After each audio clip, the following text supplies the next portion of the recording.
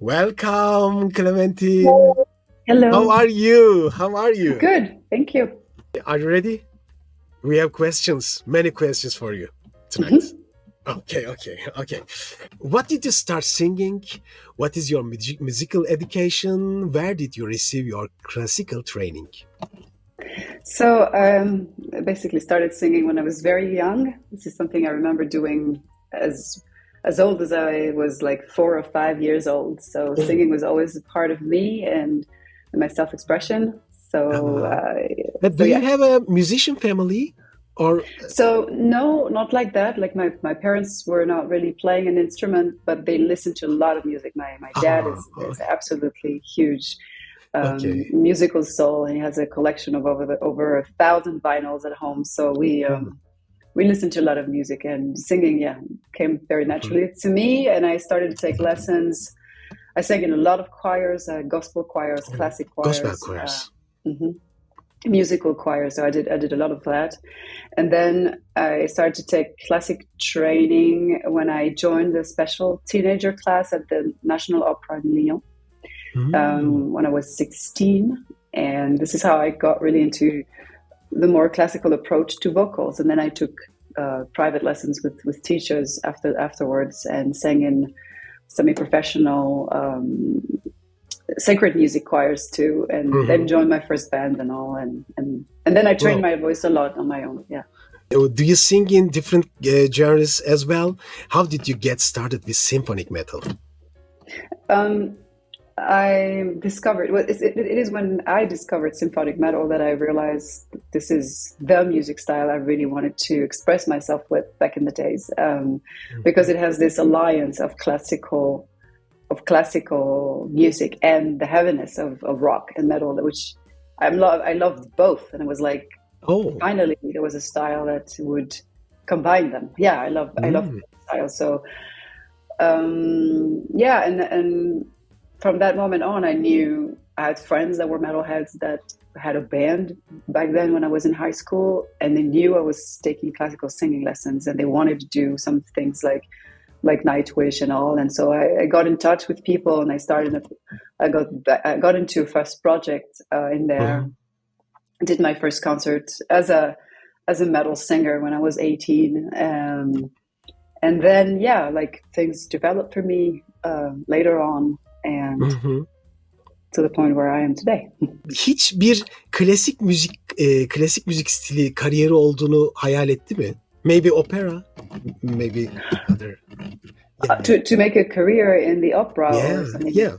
Not really, because the environment of this world and the people that were a part of it made me feel like I was too different to be a part of that, and I was too rebellious in my soul to conform to the requests and the requirements of the classic world, if you see what I mean. So no, and as I said, I really loved.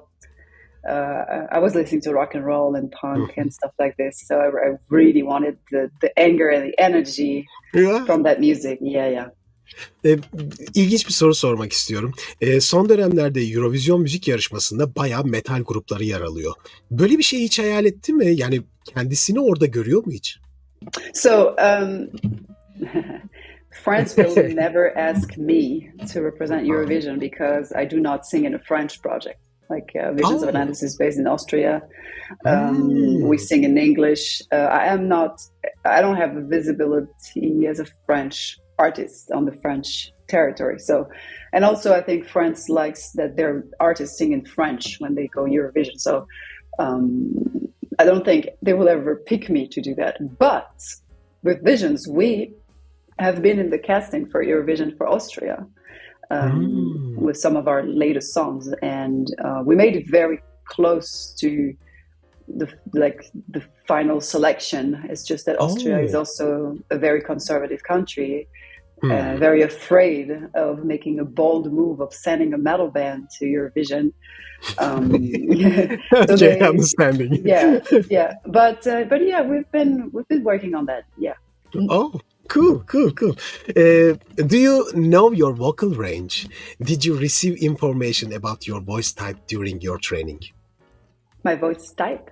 Your voice type, soprano, mezzo. You're a soprano, I know, but yeah, I was always like in the classical world. I was always trained and always like I joined the soprano part of the choir. Classical world. In classical world. Yeah, because I have facility with the higher notes, and this is where in some register my voice shines better. But I also have a deeper range, also in my talking voice, which makes me powerful in my chest voice, which I use in Visions of Atlantis, but which I developed on my own. And yeah. Wow. Tam böyle bir belirlediğiniz vokal range notları var mı acaba? Empes, entis. Metal müzikte kullandığın tabii ki. No, I've never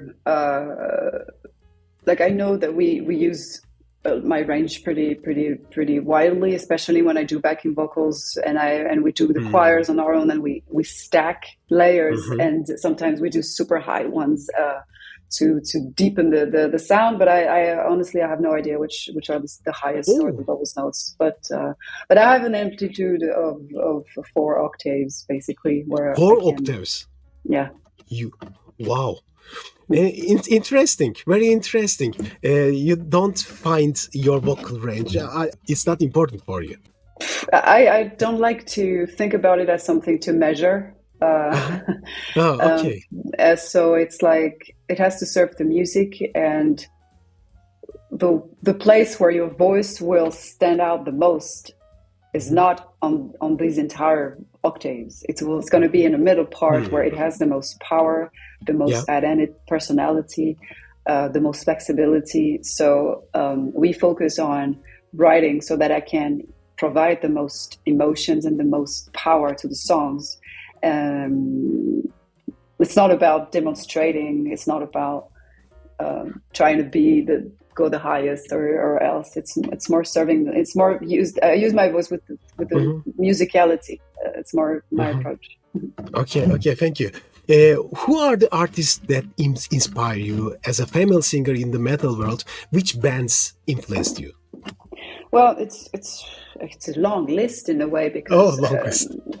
Because you can, whatever you appreciate to listen to will influence you. So there are influences that are obvious and influences that are not because they're unconscious. So I've listened to so many bands where I found shelter in, where I found fun in, where I found my own emotions in. So the list is very long of bands I've listened to, of style of music that I've listened to that, of course, nourished me as a musician and a singer. When I was younger, of course, I started to discover metal, and I discovered symphonic metal with classic vocalists. They inspired me because they showed me a way. Tarja showed a way to so many singers. You were like, you can do that, you know.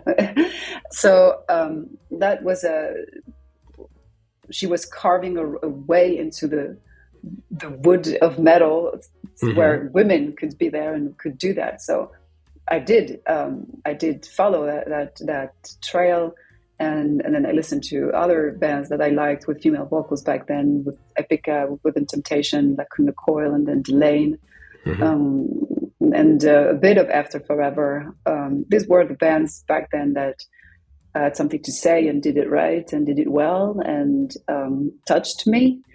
And then at some point I was like, all right, I need to find my own path from this main road of symphonic metal with female singers. I had to carve my own way. And now I cannot say that I have anyone actively influencing me, because my quest as an artist is to find my voice. So I do not want to sound like anyone else that already is there with their own voices. Cool. What are your best and worst memories on stage? Were there any interesting moments during your tours? Yeah, So the best, Yeah. best memories. I would say this is probably this in the last Armada tour, which is did Visions of Atlantis across Europe, because this was the biggest headline tour we've ever did, and we've had an amazing response. And in some places, people just went crazy, started to do mosh pits and circle pits and sing loud all the songs. And we're not used to that, you know, like symphonic metal, the audience is generally a little more quiet.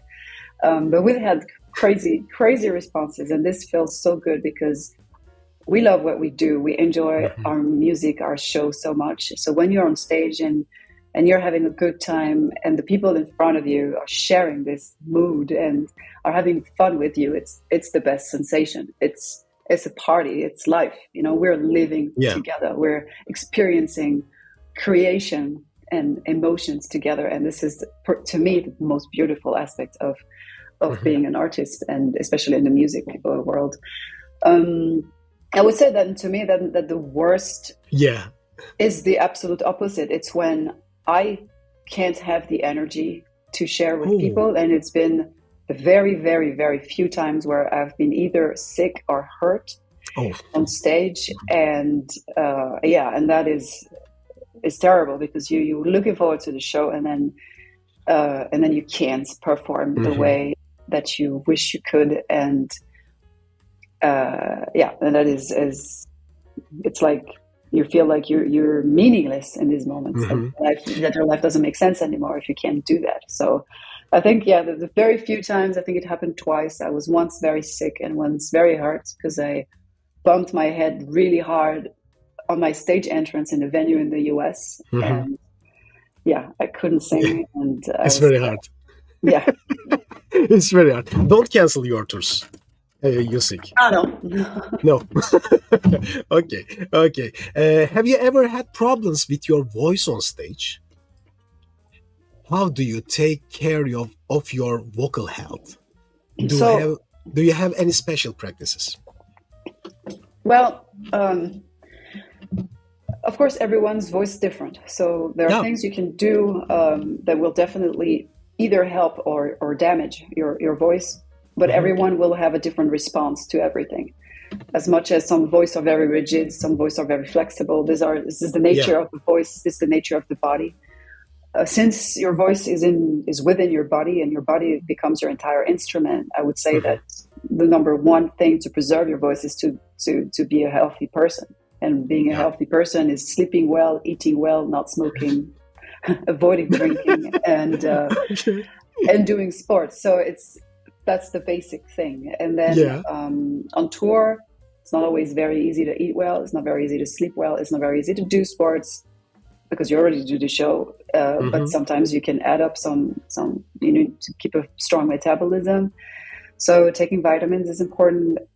Resting your voice, like not talking too much. Unnecessarily, it really helps. Then I use some plants that help clarifying the vocal folds that have these properties. I use that on stage as a spray. I use that when I need to clear up. And I'm very strict on the non-drinking. Drinking. No. Not drinking. On tour. On your tour. On tour, not at all. Yeah. Because alcohol dehydrates you. And in order to keep your voice, it has to be very moistured. It has to be like a nice oiling machine. And if you drink, it kind of compromise that. And and it's like I don't remember which artist said that, but the image is really good. It's like you wouldn't pour alcohol and tobacco over your guitar, right? The guitar is strings, box, and then it's the strings. I see guitarists, the way they love their guitar and how they take care of it. Why would you do the same with your voice? Why would you? Like, some people can totally do that. I've toured with Russell Allen. Is a beast, and he can take all the whiskey and still sing like a god. So there are people. As I said, everyone's different here. But as a vocalist that needs a very high range and needs clarity in my voice, I don't have if I would sing rock and roll and I would need raspiness, it wouldn't really matter if I smoked. But since we need the clarity, I want the clarity of my voice. Then it's all of this together. Wow, very, very nice, very nice. Thank you. Do you have daily routine for your voice? Daily routine. Maybe. So I do a little bit of, like, at the beginning of the tour, depending on how much you've been singing before the tour, your voice gets to be back in shape. It's like it's a muscle. So the more you train it, the more you use it. At some point, the more strong and resilient it is. So at the beginning of the tour, I do more warm up. When I'm in the middle of the tour, I barely need to warm up because my voice is constantly used. Sound check, VIP, where we sing an acoustic set. And then the concert, it's like I sing over 2.5 hours per day. So it's like,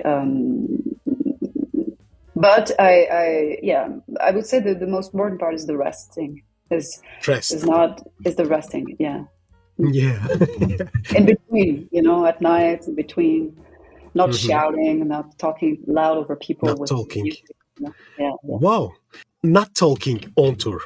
Or I do talk. It's just that there's a difference in talking to someone in the dressing room when it's silence and trying to talk in a bar over people with loud music around after the show. That is very demanding work for the voice. What do you pay the most attention on stage? Are there things that are special to you? You mean during the show, or yeah? The thing is, and that's one of the reasons why I love microphone, head stage costumes, and other things. So before the show, I make sure that everything works. I make sure that everything's on point. And during the sound check, we do deal with the headphones, that we have a nice mix, that we can sing comfortably.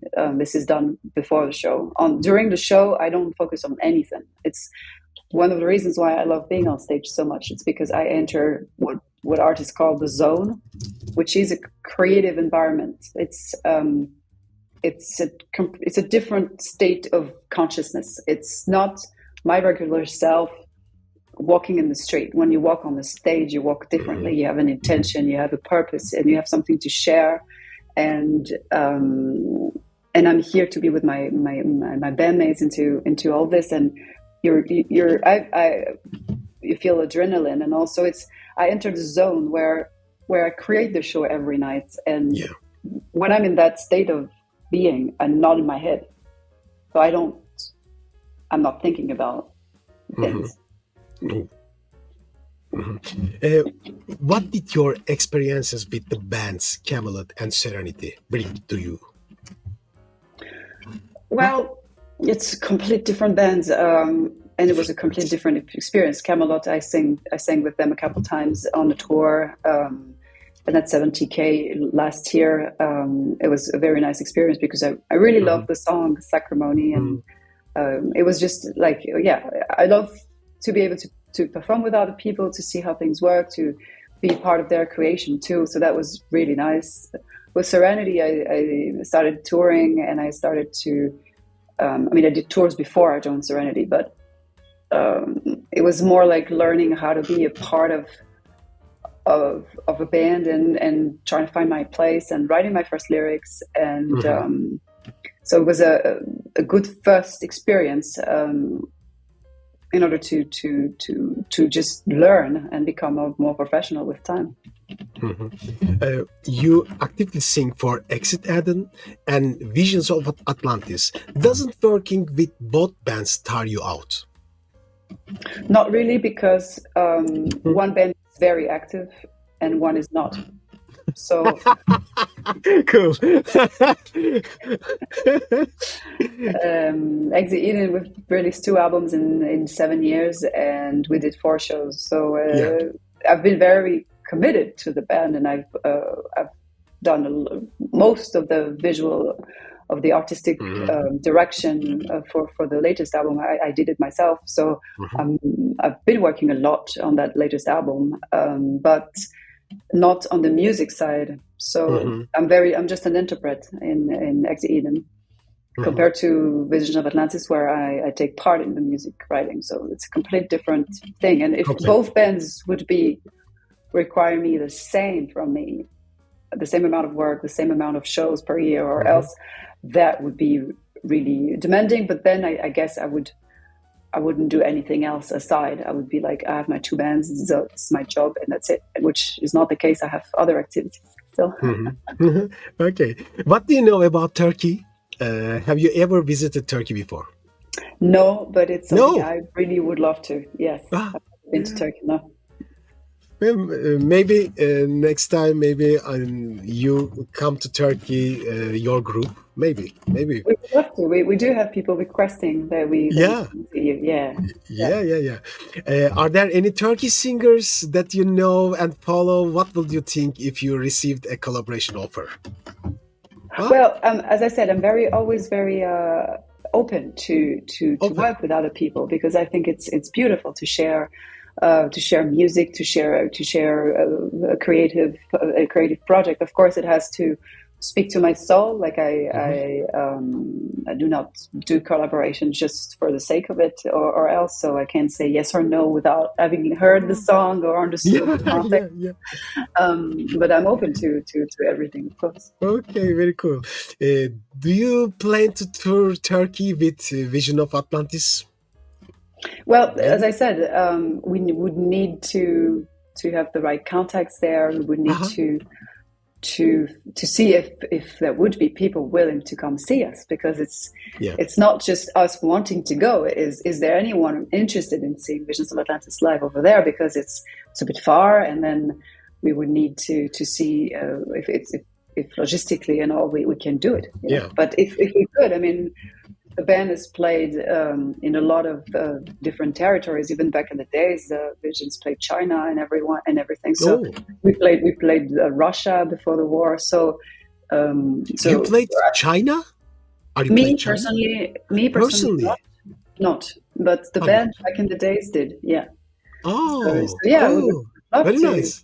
Go to another part of the world. I played with Mirath. I played in Tunisia. This is the most exotic in this area that I did, but yeah, we never played Greece, for instance, either. Cool. So yeah, we are waiting, Clémentine. Yeah, all right. Since 2019, Visions of Atlantis has been using a pirate theme. We also see you in pirate costumes on stage. What would you like to say about this? Well, I'm very happy that. Because it was my idea originally to turn Visions of Atlantis into a pirate metal band. This is your idea? Oh, yeah, cool. Yeah. And I wanted this since the beginning. Since I joined the band, I was like, we're metalheads, so we're rebels, and we're singing about the ocean. Who are the rebels of the ocean? It's pirates. It made so much sense to me. So, but back then the idea didn't reach the heart of our leader. So, but still, if you watch the video clip from the Deep in the Dark, there are the pirates from the band İŞBİRLİİ that are there. And if you listen to even the Deep in the Dark, there's a song called The Silent Mutiny. And then the Wanderers album was all about it's a shipwreck kind of thing, and we're wandering around. But the theme, the pirate stuff, was always it was not official, and it was not out there obviously, but it was still lingering. And when we started to write work on pirates, at some point we changed producer, and he said, "You guys are always talking about pirate stuff. Why don't you become a pirate band?" And this is I was like, "You read my mind." Cool. So I'm very happy, and I worked a lot on the visual direction for the band as well, for both records, for our outfits, for all of this, so that we have a way of being pirates that is not too carnival, but is also metal. That's why we're in black. That's why we do it the way we were doing it, and I'm glad. It's been a lot of fun, and people come to the show dressed up, are embracing this whole thing, and it's very fun for now. Yeah, fun for us too. In 2022, you were a guest at Tarja's Circus Live in Bucharest concert. You performed as a backing vocalist and also sang duets for some songs. How was it work with Tarja? Were there any challenges? Additionally, you previously collaborated with Marco Hitala. Since Tarja and Marco are currently on tour together, is there a chance we could see the three of you together? So it's a lot of questions. Yeah, a lot of questions. Sorry. Yeah. So the first one was absolutely magical to be a part of this best stuff that she put together. Those shows were really, really beautiful. We were many musicians on stage. To recreate her music, trying to avoid using samples, and that was it was a very organic approach to her music, and it's amazing because then you have more instruments on stage. It's more powerful. It's more epic, and I absolutely loved. It's one of my highlights of my career for me to have performed these shows with her. I really loved what we did there, and challenges. Not necessarily. It was very well organized. The workflow was really nice. The crew was really good. And the people on stage, all her musicians. The other choir person with me was a Chiara Tricarico. She's singing for Avantasia now, and we became friends there. And no, it was really, really a very, very good time right before COVID.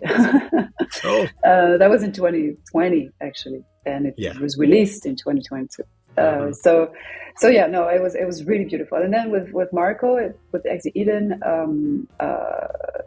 it was really nice to have him on board. He did an amazing job on the song and in the video. Like when we filmed that video together, he was really committed to the role, and he was okay with falling on his knees several times for the take, and he was okay running in the water. And I think we had a lot of fun too.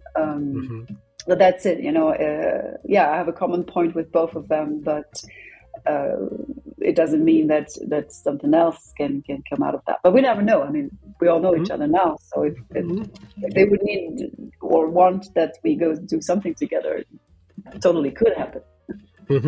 Thank you.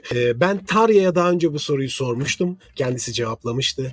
Bir kadın olarak metal dünyasında yer almanın zorlukları var mı? Well, to be very honest, the metal world is a man's world. I would say the entire Western world is a man's world. But it doesn't mean that you don't have legitimacy as being a female artist, especially with time and with the diversity of metal that exists now. Where some genres like symphonic metal, power metal, melodic metal, or even atmospheric metal, welcomed female vocalists. Yeah. It's been, I think, easier and easier for women to share that universe. There'll always be a part of metalheads that are like, this is not for women, and all, but this is it's like everywhere else. You have stupid people everywhere. So. I never had an issue being a woman in the bands I've been part of. I mean, sometimes you feel it. Sometimes you feel when you're the only woman that men have this complicity, and they're like, they don't listen to you the same way they listen to their pals. And sometimes it's a little bit disappointing, but I would say this is the case with everywhere, that some men don't take women's opinion with the same weight. But when you know how to deal with that and still have a good opinion about things and be able to be respected and express yourself, it's all good. I never had an issue with this environment. I have to say the metal environment, the metal community, the metal fans are respectful. Like on the majority, and it's a great pleasure to evolve in this system. Tarja said it's hard for me. I cannot tell for Tarja's experience. Okay. That's her experience. I don't know. The thing is, it's not my solo career. I'm part of a band, so it's the whole band's that has its career. I'm a part of it. I'm not the only singer either. So. I don't know in which aspect it's harder for a man or a woman when it comes to a band like mine. The moment in which I would have a solo project on my own name and try to do stuff, maybe I would see that things related to the fact that I'm a woman would be more or less easy. But at the moment, I don't feel that. And when I see how Charlotte Bessels is able to develop her career with her solo thing, I don't think, like, I don't see at the moment in my own experience, my own world, it's not easy or hard. It's just the way it is. Yeah. And it's hard. Do you think a solo career in the future? So I think about having my own project. Yes.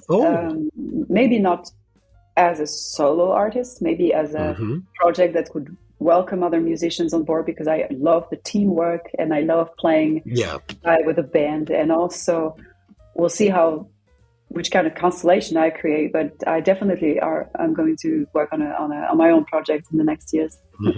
Wow.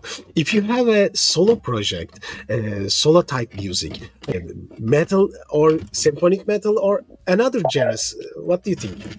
So if the reason why I think about having my own project is because the melodies and the kind of music that I write on my own, I think, do not fit the universe of Visions of Atlantis. So it would not make too much sense for me to go with another project and do exactly the same as with Visions.